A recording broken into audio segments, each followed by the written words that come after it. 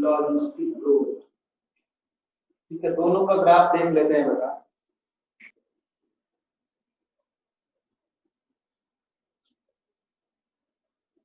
Actually मान लो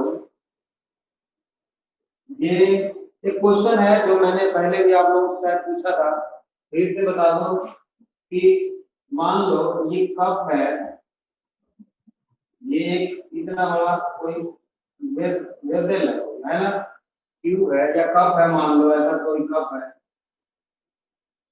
जिसमें कि बैक्टीरिया इतना भरा हुआ है, ये इतना बैक्टीरिया है इसमें। ठीक है, न्यूट्रिएंट मीडियम इसमें हमने भर रखा है पूरी तरह। ये बैक्टीरिया 1 मिनट में डिवाइड कर लेता है, मतलब 1 से 2 बनने में बेटा इसको 1 मिनट का टाइम लगता है। एक बैक्टीरिया बैक्टीरियल डिवीजन में थ्रू माइटोसिस 1 मिनट लगता है बेटा। कितना लगता है? 1 मिनट। और ये पूरा कप भरने में बेटा, कंप्लीट भरने में 1 आवर का टाइम लगता है।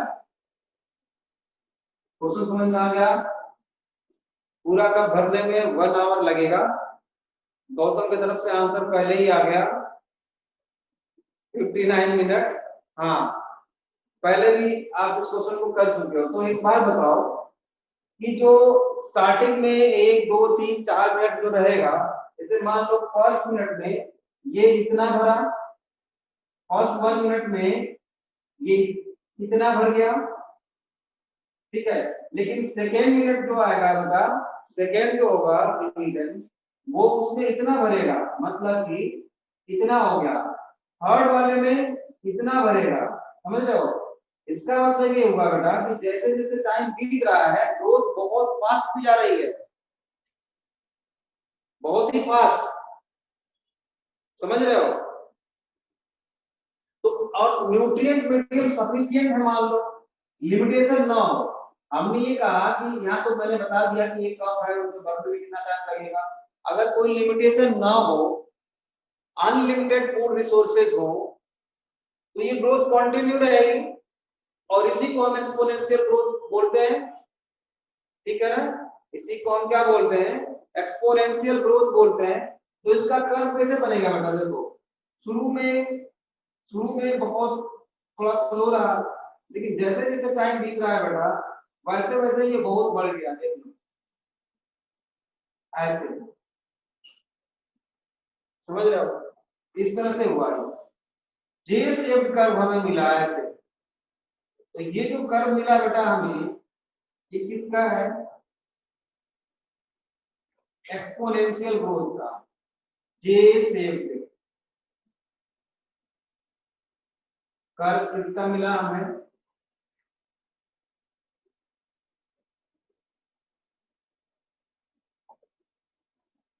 एक्सपोनेंशियल ग्रोथ का मिला।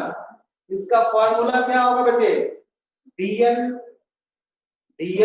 by dt is equal to rn। कल यही निकाला था हमने। इसका होगा बेटा dn by dt is equal to rn। लेकिन एक बात बताओ, किसी भी हैबिटेट में या नेचर में बेटा, एक्चुअली क्या जे शेप्ड कर्व पॉसिबल है? रियल है ये ग्रोथ? कभी नहीं। क्योंकि बेटा फूड अवेलेबिलिटी, फूड का एक उसका भी एक कैरिंग कैपेसिटी है। नेचर की एक कैरिंग कैपेसिटी है बेटा। और फूड अवेलेबिलिटी कॉन्टिन्यूअस किसी पॉपुलेशन के लिए अवेलेबल हो, ये पॉसिबल नहीं है। फॉर एग्जांपल, अगर मान लो हमने यहाँ पे एक पॉट रखा है इतना बड़ा, ठीक है, और इसमें थोड़ा सा स्टार्टर डाल दिया हमने, इनोकुलम, दूध से भरा हुआ है, ठीक है, मिल्क है इसमें। तो बैक्टीरिया डिवाइड करना स्टार्ट करेगा और डिवाइड करते करते करते करते करते करते क्या होगा? इसकी ग्रोथ जो है बेटा, शुरू में बहुत फास्ट, बीच में एक्सपोनेंशियल, बाद में धीरे धीरे रुक जाएगी। क्योंकि यहाँ लिमिटेशन है बेटा, इसके ऊपर नहीं जा सकता, फूड रिसोर्सेज यहाँ के पास है ही नहीं, उसकी एक लिमिट है। इसी को बोलते हैं बेटा कैरिंग कैपेसिटी। ठीक है, तो कैरिंग कैपेसिटी के लिए मैं यहाँ पे लाइन नहीं देता हूँ, ये है बेटा कैरिंग कैपेसिटी। अच्छा ये टाइम है, ये जो क्या बता रहा है लाइन बेटा, टाइम भी बता रहा है, और ये क्या बता रहा है, पॉपुलेशन डेंसिटी, पॉपुलेशन डेंसिटी है ना, और ये है कैरिंग कैपेसिटी के, कैरिंग कैपेसिटी, कैरिंग कैपेसिटी को और क्या बोलते हैं आप, environmental resistant,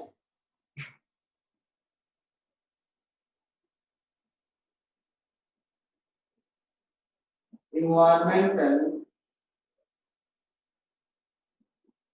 resistance carrying capacity, मतलब एक्चुअल में ये रियल ग्रोथ नहीं है, human growth curve is not a J shaped, ऐसा ह्यूमन ग्रोथ कर्व हो ही नहीं सकता, या किसी का भी नहीं होता यूजुअली, है ना।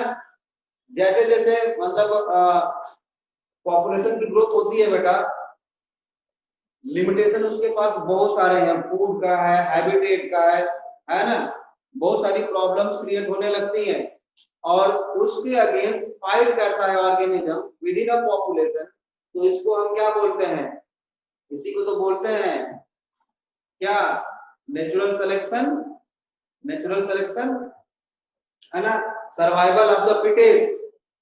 तो ये कैरिंग कैपेसिटी है बेटा, तो एक्चुअल में जो ग्रोथ बनेगा, लॉजिस्टिक ग्रोथ का कर्व वो कैसा होगा, स्टार्टिंग में स्लो होगा देखो, फिर बाद में बहुत फास्ट, फिर बाद में बहुत स्लो, और एकदम से क्या होगा, स्टेशनरी हो जाएगा बाद में। मतलब ये जो है ग्रोथ कर्व एस शेप्ड बनेगा, ऐसा एस शेप, या इसी को बोलते हैं सिग्मॉइड, सिग्मॉइड ग्रोथ कर्व, या इसका एक और नाम है Verhulst Pearl growth logistic growth curve.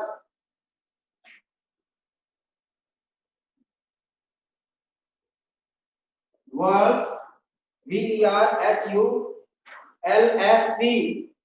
Perl logistic growth curve, logistic growth curve बोलते हैं इसको, या सिग्मॉइड। इसमें बेटा तीन फेज आप देख रहे हो, ये स्टार्टिंग वाली कौन सी है बेटा, लैग फेज है, बीच में बहुत ज्यादा तेजी से ग्रोथ हो रही है, इसको हम लॉग फेज बोलते हैं, या एक्सपोनेंशियल फेज भी बोलते हैं, लॉग फेज को क्या बोलते हैं, एक्सपोनेंशियल फेज भी बोल सकते हैं, और ये है stationary phase, stationary phase, lag phase, log phase and stationary phase, बहुत आसान है, कई बार हम लोग पढ़ चुके हैं, है ना। इसका फॉर्मूला क्या दिया है एनसीईआरटी में, dn by dt, वही dn by dt is equal to Rn, और मल्टीप्लाई कर देंगे किससे, कैरिंग कैपेसिटी, है ना बेटा। इसका क्या है, लिमिट है एक, इससे ज्यादा ग्रोथ नहीं हो सकती किसी भी ऑर्गेनिजम्स की, एक लिमिटेशन होती है बेटा, अगर ये न रहे बेटा, अगर ये लिमिटेशन न रहे तो क्या हो सकता है, जिसमें रिप्रोडक्टिव रेट सबसे कम है एलिफेंट में बेटा, एक टाइम ऐसा आता कि पूरा अर्थ जो है हाथियों से ही केवल भर जाता, अगर ये लिमिटेशन ना होता तो। बात समझ में आ गई, तो इसमें k minus n divided by k कर देंगे, k minus n divided by k, ये है फॉर्मूला लॉजिस्टिक ग्रोथ कर्व का। ये इस बार एनसीईआरटी में आया, सॉरी नीट में आया था क्वेश्चन बेटा। किसको लॉग और किसको लैग बोलते हैं? इनिशियल फेज क्या लॉग होता है, लैग होता है? ये क्वेश्चन था, आप लोगों ने अगर देखा होगा तो। ठीक है, समझ में आ गई बात? तो लिखिए लॉजिस्टिक ग्रोथ जो है क्या होता है बेटा? मोर रियलिस्टिक होता है। रियल ग्रोथ कर्व कौन सा है? एक्सपोनेंशियल है या लॉजिस्टिक है? लॉजिस्टिक है बेटा या एक्सपोनेंशियल है? कौन सा है? Log phase. नहीं नहीं, लॉजिस्टिक है। हाँ लॉजिस्टिक ग्रोथ है बेटा, लॉजिस्टिक बिल्कुल। तो लिखिए लॉजिस्टिक ग्रोथ, हाँ बिल्कुल बेटा, लक्ष्य खराब। लॉजिस्टिक ग्रोथ ही रियल ग्रोथ कर रहा है, एक्सपोनेंशियल ग्रोथ पॉसिबल नहीं है। ठीक है, लिखिए लॉजिस्टिक ग्रोथ, ग्रोथ में लिखो बेटा particularly no population of any species, particularly no population of any species, any species in nature, particularly no population of any species in nature has unlimited resources, unlimited resources at its disposal. In nature has unlimited resources of its disposal. This leads to competition. This leads to competition among the individuals. This leads to competition among the individuals and the survival of the fittest.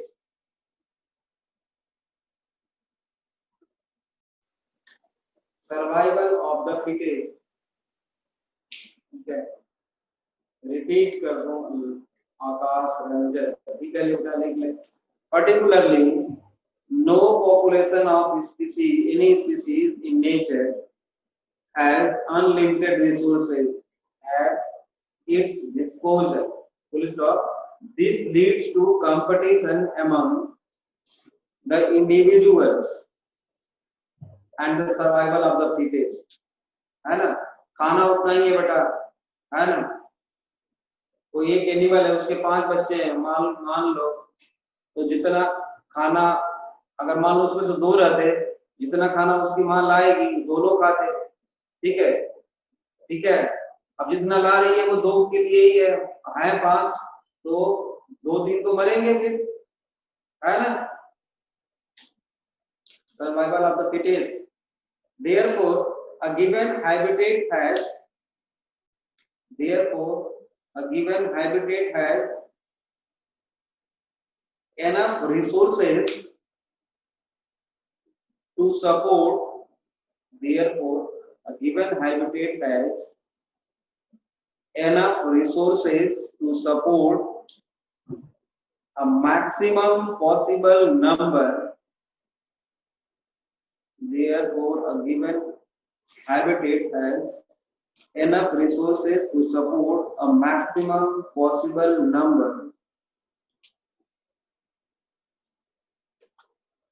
number beyond which no further growth is possible, beyond which no further growth is possible. Next one, this model is more realistic. Underline karna. This model is more realistic. Realistic in nature. This model is more realistic in nature because no population growth can sustain, because no population growth can sustain,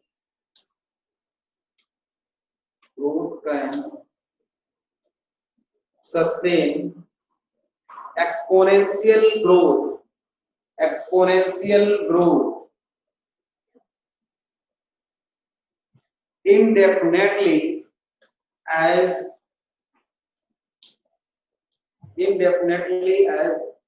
there will be competition for the basic need.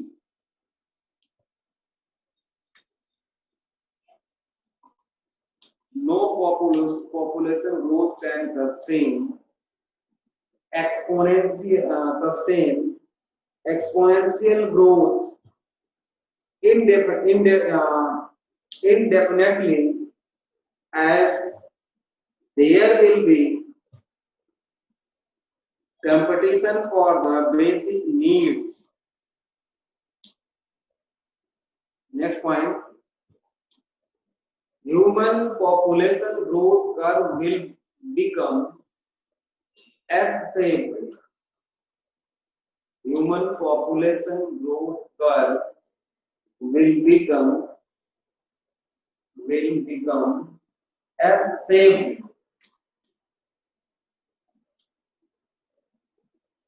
If efforts are being made throughout the world, if efforts are being made throughout the world to reduce the rate of population growth,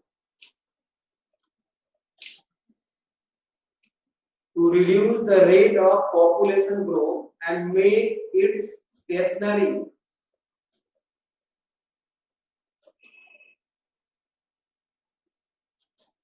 अगर सब लोग चाहे बेटा पूरे world के लोग तो इसको स्टेशनरी फेस में हम बदल सकते हैं। अभी तो बढ़ ही रहा है थोड़ा सा ग्रोथ। तो एक और स्टेटमेंट चाहो तो लिख लो। एंड क्या बात क्या आकाश रंजन क्या बोलो, क्या बात हो गई? मैडम क्लियर नहीं, क्या आप लोग क्या बात कर रहे हैं? एंड के बाद, अच्छा एंड के बाद से लिख लो, पूरा लिख लो। Human population growth curve will become S shaped if efforts are being made throughout the world to reduce the rate of population growth and make it stationary.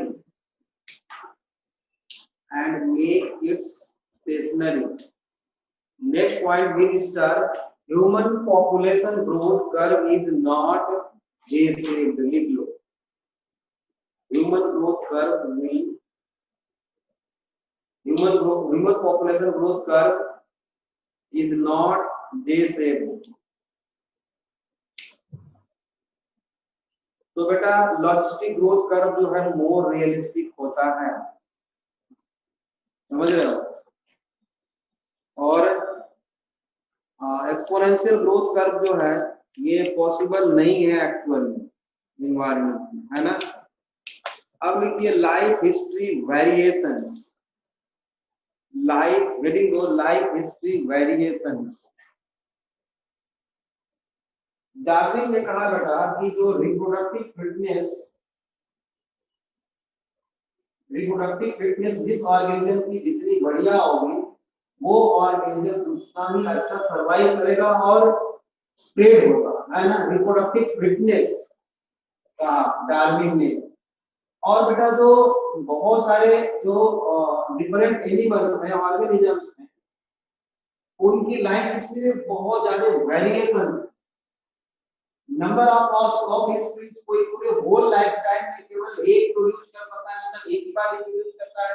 जैसे कि अगर एनिमल्स की बात करें तो जो साइक्लोस्टोम्स होते हैं या स्कॉर्पियन है बेटा, वो होल लाइफ टाइम अपने केवल एक ही बार रिप्रोड्यूस करती है, समझ रहे हो? प्लांट्स में देखा जाए तो बेटा बैम्बो है ना, वो एक ही बार रिप्रोड्यूस करता है, फ्लावरिंग एक ही बार होती है ना? मोनोकार्पिक प्लांट्स में, है ना? तो लिखिए life history variations, life history variations में लिखो बेटा, हेडिंग दे दो life history variations. Darwinian fitness in bracket high R value, high R value है ना। डार्विनियन फिटनेस इन ब्रैकेट क्या लिखोगे, high R value states that high R value states that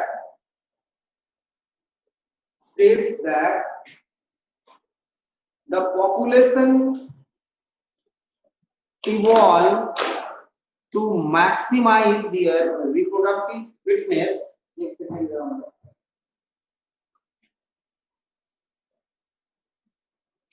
Darwinian fitness in bracket high R value states that the population evolved to maximize their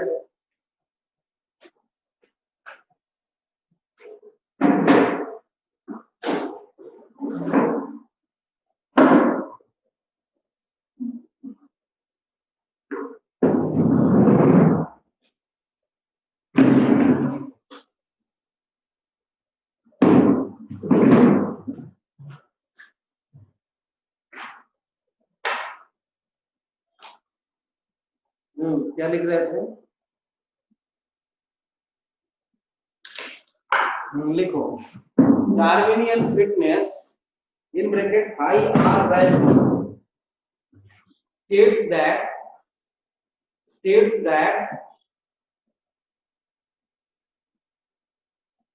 the population evolved to maximize their reproductive fitness in the habitat where they live, full stop, under particular set of selection pressure, at a particular set of selection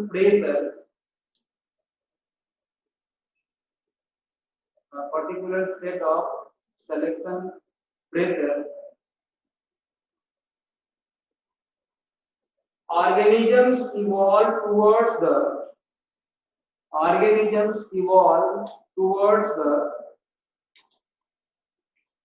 most efficient reproductive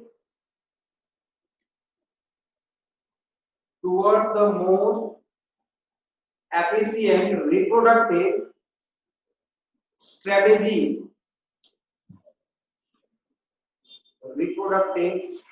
लिख लिया, यहां तक लिख लिया, सब लोगों ने लिख लिया यहां तक, या रिपीट करूं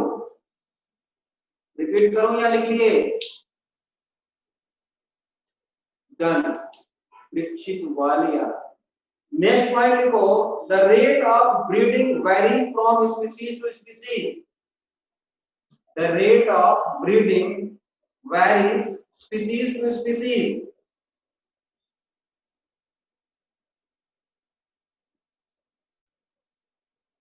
ठीक है, स्पीशीज टू स्पीशीज वैरी करता है ना। लाइन पहला लिखो, द स्पीशीज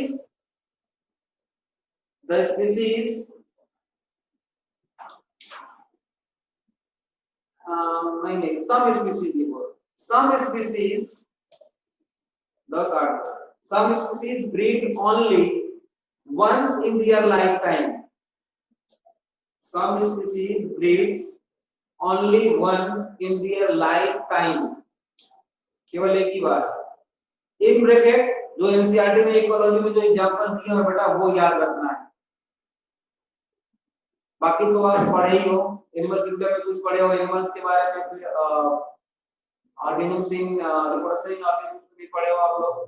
तो ब्रैकेट में लिखो Pacific salmon, PACIFIC, Pacific salmon, SALMON, fish and bamboo bracket close, ठीक है, bracket close. While some breeds many times in their life, while some breeds many times in their life cycle, lifetime, example क्या लिखोगे? Birds and mammals, birds and mammals, birds and mammals. Next point लिखो, some produce large number of small size offsprings, some produce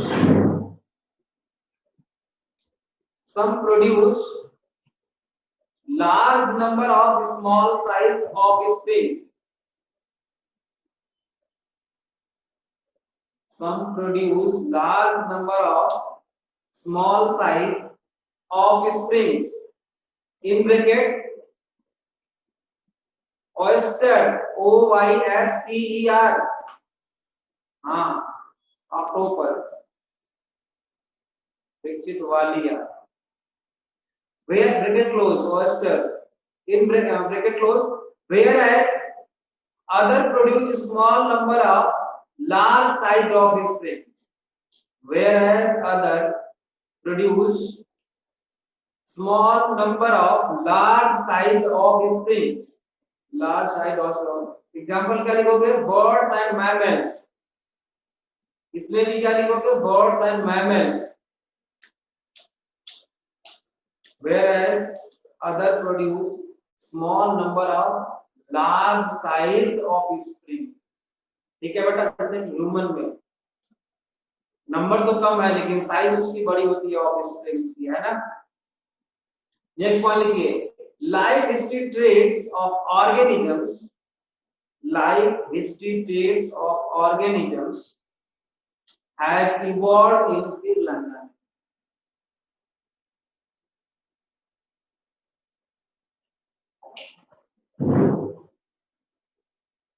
next point लिखो, life history traits of organisms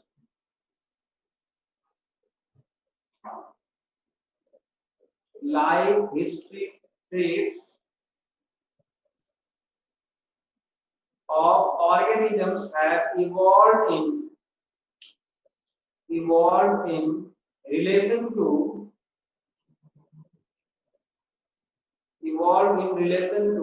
the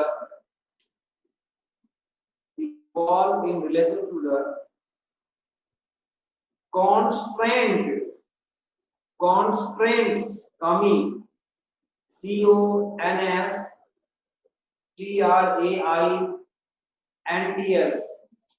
constraints imposed by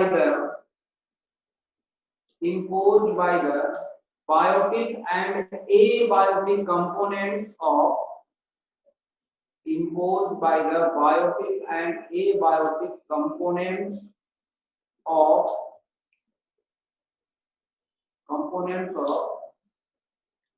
habitats in which they live, biotic and abiotic components of habitats in which they live। अब बेटा इसका एक last वाला topic है NCERT का, population interaction. बेटा population में डिफरेंट स्पीशीज के बीच में बहुत सारे इंटरेक्शन है, कई तरह के, है ना। इंटरेक्ट करना पड़ता है, अकेला तो कोई सरवाइव कर नहीं सकता, इंटरेक्शन भी बहुत जरूरी है, बिना उसके सर्वाइविलिटी के चांसेस भी कम होते हैं, समझ रहे हो, दूसरे से काम पड़ता ही है। ठीक है, तो नेक्स्ट हेडिंग तो बेटा पॉपुलेशन इंटरेक्शन, जहां पे इंटर स्पेसिफिक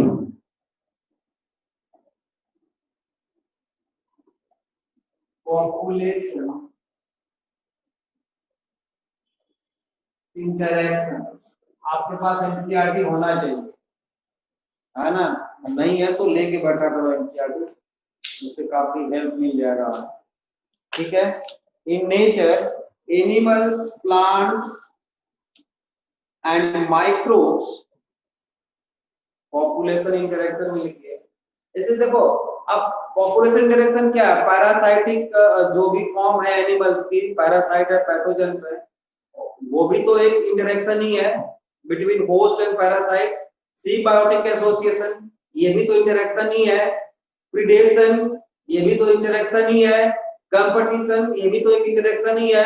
एमेंसालिज्म, कॉमेंसालिज्म, ये भी तो एक इंटरेक्शन ही है। तो डिफरेंट टाइप ऑफ इंटरेक्शन है पॉपुलेशन में बिटवीन द स्पीसीज, बहुत सारी स्पीसीज के बीच में, है ना। लिखिए, in nature animals, plants and microbes, in nature animals, plants and microbes, including all living organisms,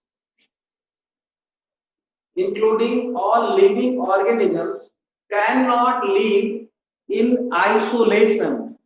बिल्कुल अकेला हम नहीं रह सकते, कोई भी ऑर्गेनिज्म नहीं रह सकता। Can not live in isolation but live in isolation but interact in various ways,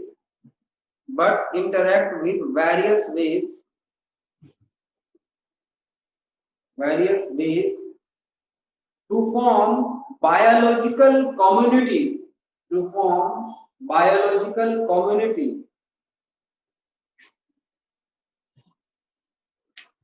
next one लिखिए, इंटरस्पेसिफिक का मतलब क्या है? दो स्पीशीज के बीच में। Interspecific interactions occurs between the population, interspecific interactions occur between the population of two different species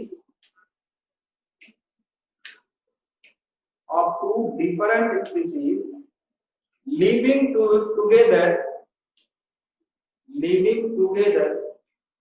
within a community,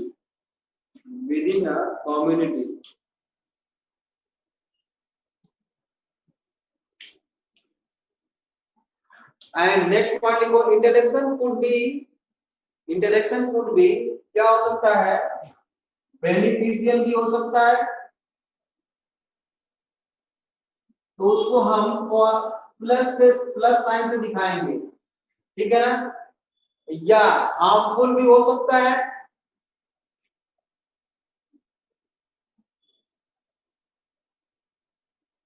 या क्या हो सकता है बेटा? हार्मफुल भी हो सकता है, उसको नेगेटिव से दिखाएंगे, ठीक है। या न्यूट्रल भी हो सकता है, उसको हम जीरो से दिखाएंगे, समझ रहे हो। अगर हार्मफुल हुआ तो उसको माइनस से दिखाएंगे, अगर उसको फायदा हुआ बेटा तो प्लस साइन से दिखाएंगे, अगर कुछ नहीं हुआ, न्यूट्रल हुआ, तो जीरो से दिखाएंगे।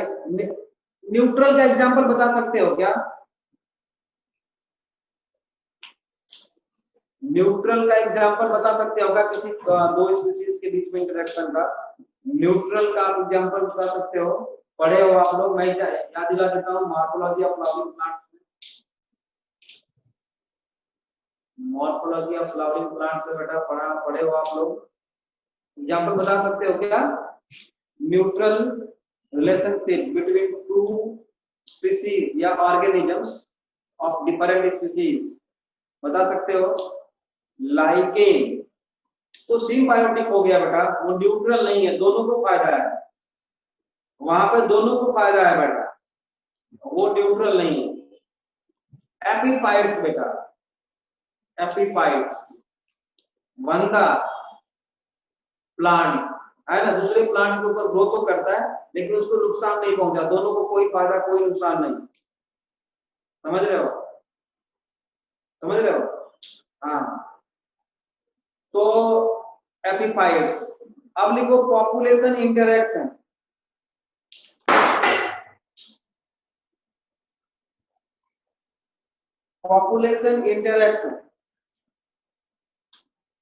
हेडिंग दो,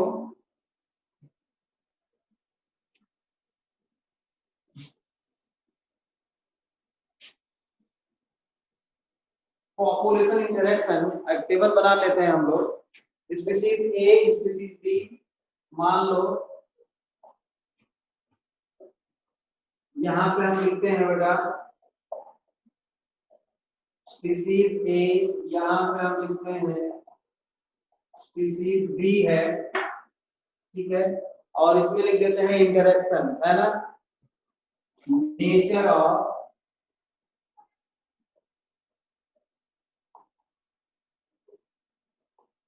इंटरेक्शन, नेचर ऑफ इंटरेक्शन या नेम ऑफ इंटरेक्शन, ठीक है। अगर स्पीसीज ए है और स्पीसीज बी है, दो स्पीसीज है बेटा, एक ए और एक बी, और दोनों साथ में रहते हैं और दोनों को एक दूसरे से फायदा है, तो इसको क्या लिखेंगे बेटा हम? इसको क्या बोलते हैं? म्यूचुअलिज्म या सिम्बायोटिक रिलेशनशिप।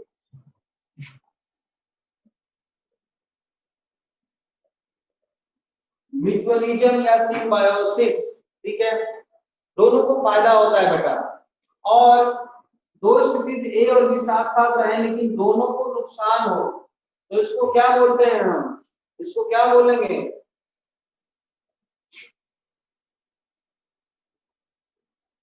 कंपटीशन बोलेंगे बेटा, ठीक है। और बेटा एक को फायदा हो और दूसरे को नुकसान हो, जैसे शेर को केवल फायदा होता है, टीगर को नहीं, समझ रहे हो, उसको मार के खा जाता है, उसको क्या बोलते हैं? वह प्रिडेशन?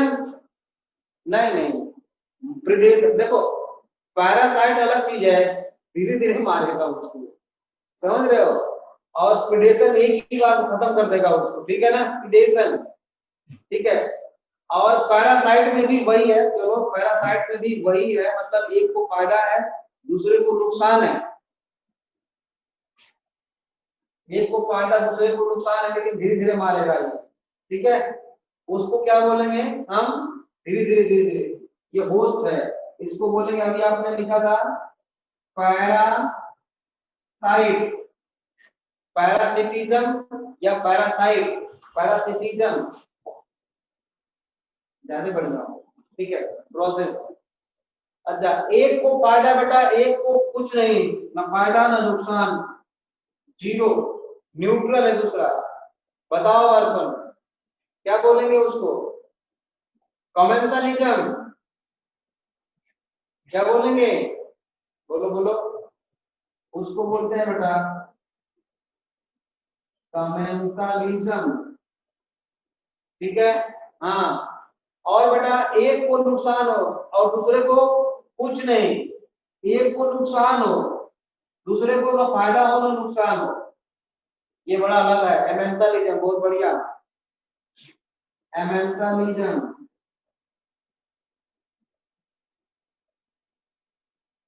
ठीक है।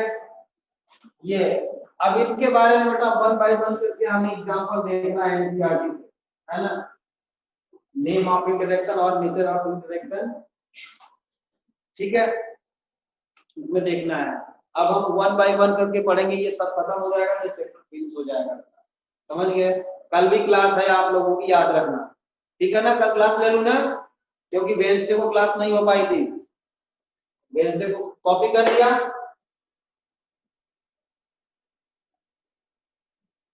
बेटा वेडनेसडे को क्लास नहीं हो पाई थी, कल भी क्लास है, हाँ कल भी है क्लास आपकी, ओके। आप लिखो प्रीडेशन, हेडिंग को प्रीडेशन, पॉपुलेशन इंटरेक्शन में बेटा पहले लिखो प्रीडेशन करते हैं पहले, प्रीडेशन, ठीक है।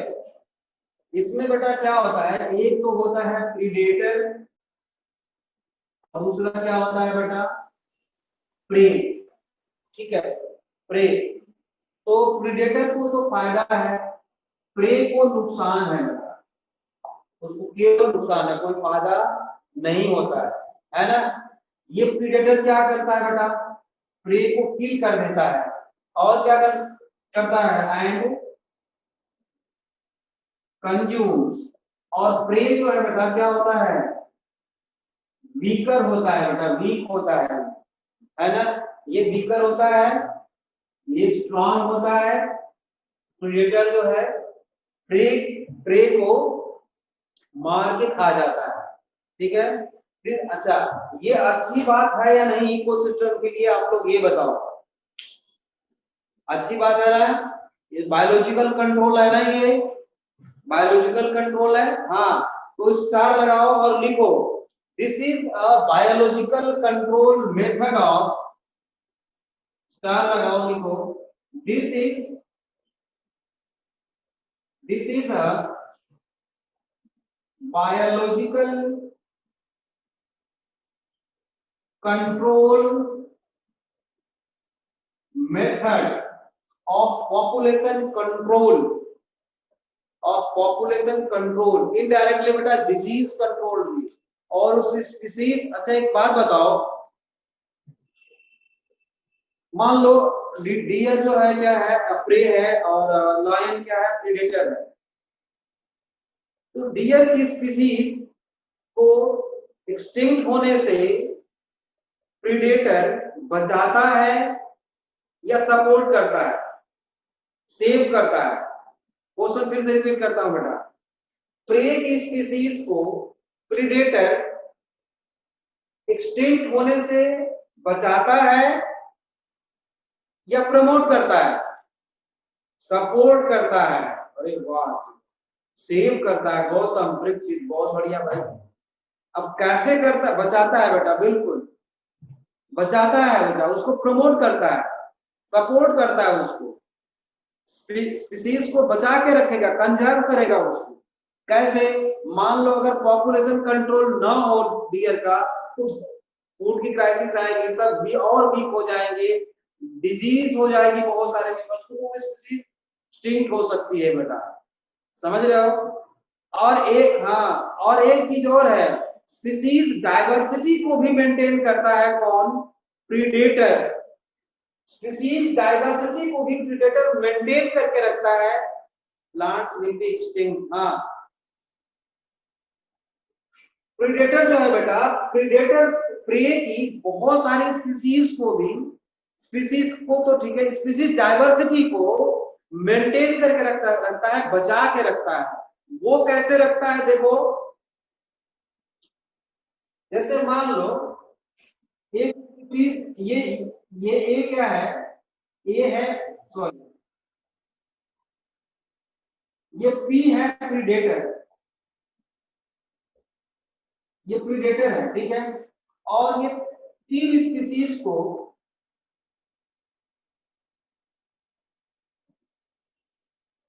का शिकार करता है ये, मान लो ए, बी और सी, ठीक है। ये तीन स्पीसीज हैं, देयर आर थ्री स्पीसीज, ये थ्री स्पीसीज है, ठीक है। And A dominate over B and C,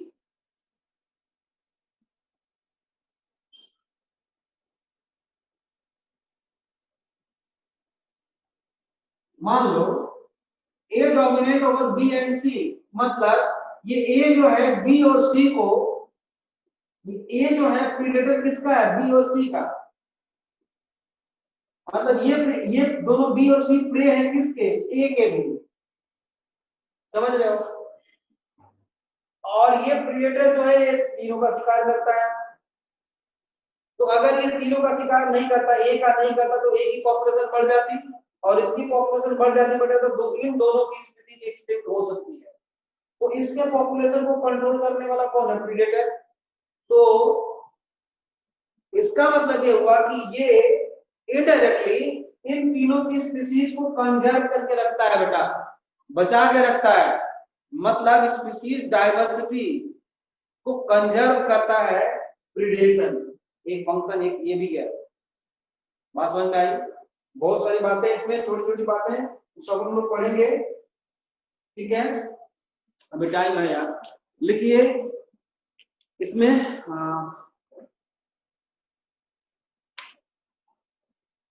it is the natures way of, दो पॉइंट लिखो पहले, is the nature's way of transferring energy. It is the nature's way of predation की बात कर रहा हूं मैं.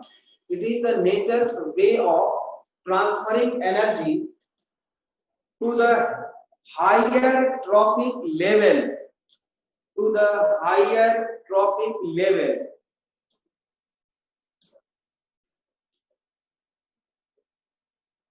Which is fixed by plants. Which is fixed by plants.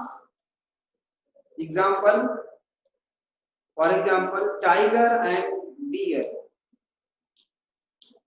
Tiger and deer. मतलब क्या हुआ बेटा कि प्रिडेशन ऐसा एक तरीका है बेटा जिससे कि प्लांट्स जिस एनर्जी को ट्रैप करके स्टोर कर लेते हैं उस एनर्जी को trophic level, higher trophic level में तक ट्रांसफर करने का ये एक रास्ता है.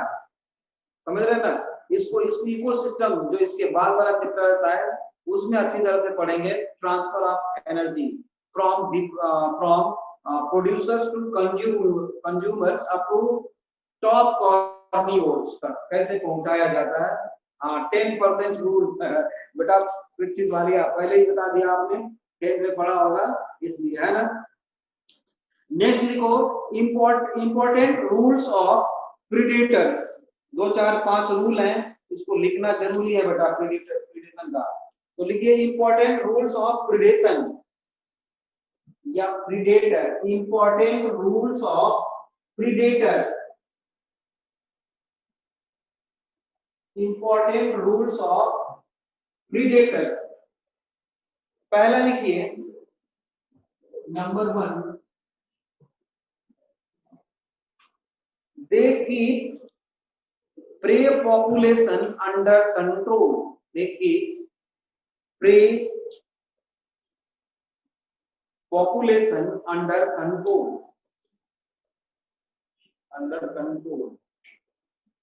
Next point, they help in maintaining. They help in maintaining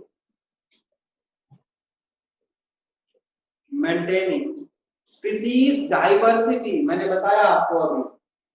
They help in maintaining species diversity को बचा के रखता है. In a community. In a community. In a community. By reducing the intensity. By reducing the intensity of competition among prey species. Among prey species. इसको मैंने समझा दिया था अभी यहाँ पे कि अगर कोई प्रीडेटर है बेटा वो 3 स्पीसीज को का शिकार करता है, उसके 3 प्रे हैं, समझ रहे हो. और एक्स वाई जेड मान लो या ए बी सी मान लो, तो ए जो है डोमिनेंट है बी और सी पे.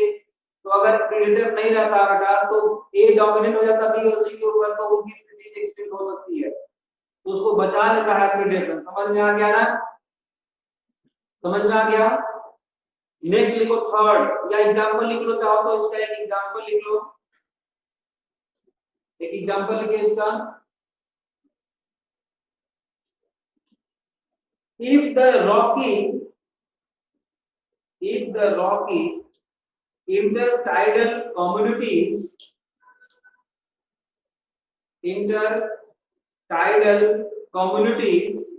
of the American Pacific Coast, COAST,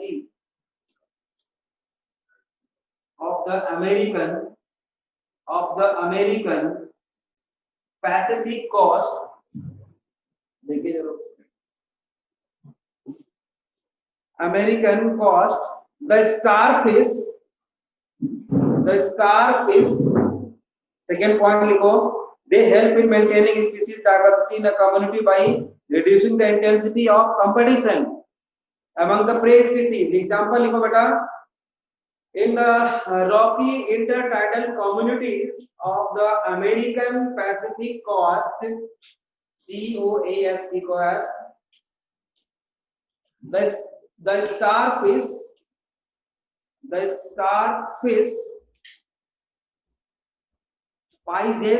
Piscaster,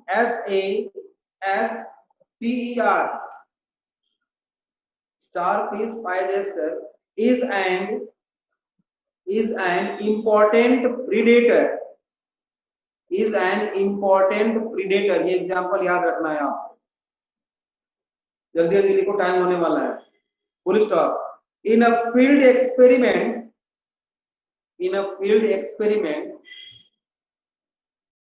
when all the starfish strong predator था वहां पे, समझ रहे हो, उसको निकाल देने पे बहुत सारी स्पीशीज चली गई थी. In a field experiment, when all the starfish were removed,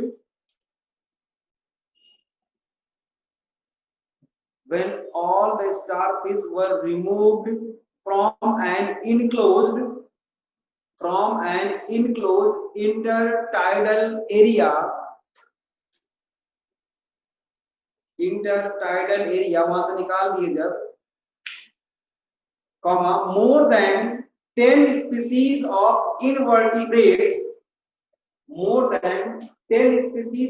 invertebrates become extinct. More than 10 species of invertebrates become extinct within a year, एक साल के अंदर, because of